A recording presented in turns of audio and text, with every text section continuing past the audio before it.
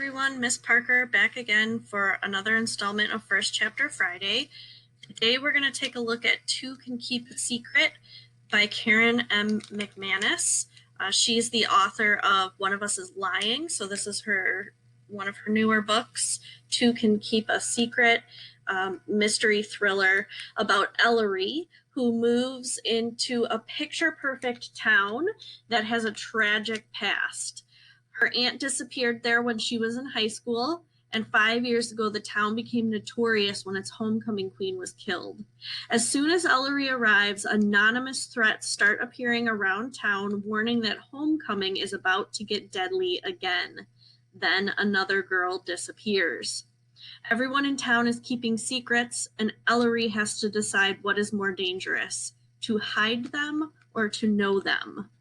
So today we're going to do something a little bit different. We're going to listen to an excerpt from the audiobook. You can download the ebook and e-audiobook of this title from Access 360, eRead Illinois, which there'll be a link in the bottom for you. And there'll also be a link to where I got the audio excerpt and some other resources if you're interested. Enjoy.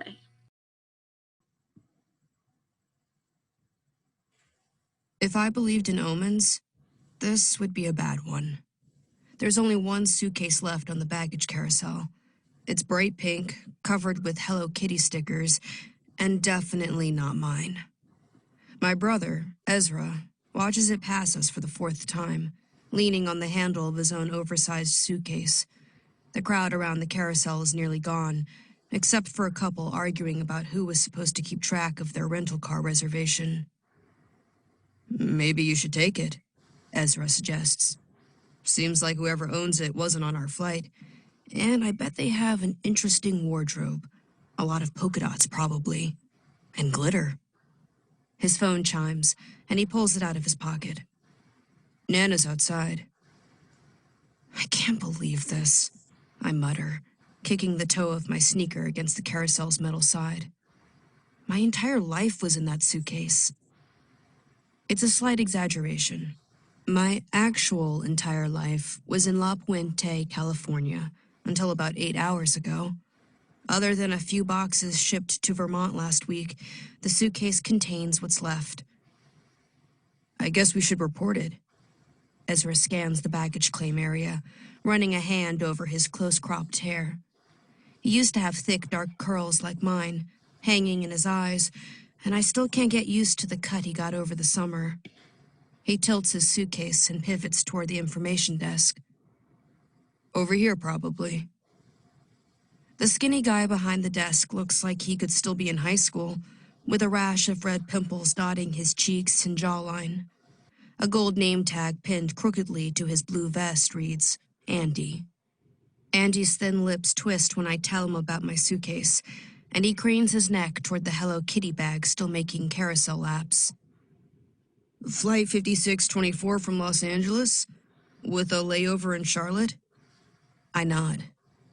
You sure that's not yours? Positive. Bummer.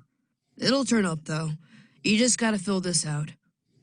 He yanks open a drawer and pulls out a form, sliding it toward me. There's a pen around here somewhere, he mutters, pawing half-heartedly through a stack of papers. I have one.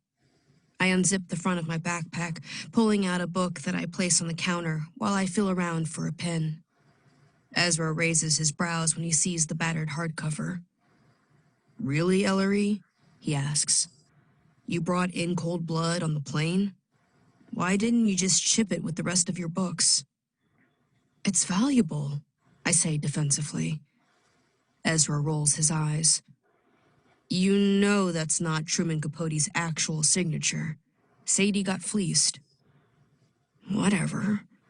It's the thought that counts, I mutter. Our mother bought me the signed first edition off eBay after she landed a role as Dead Body Number 2 on Law and Order 4 years ago. She gave Ezra a Sex Pistols album cover with a Sid Vicious autograph that was probably just as forged. We should have gotten a car with reliable brakes instead, but Sadie's never been great at long-term planning. Anyway, you know what they say, win in Murderland. I finally extract a pen and start scratching my name across the form. You headed for Echo Ridge, then? Andy asks. I pause on the second C of my last name, and he adds, They don't call it that anymore, you know. And you're early. It doesn't open for another week. I know. I didn't mean the theme park. I meant the...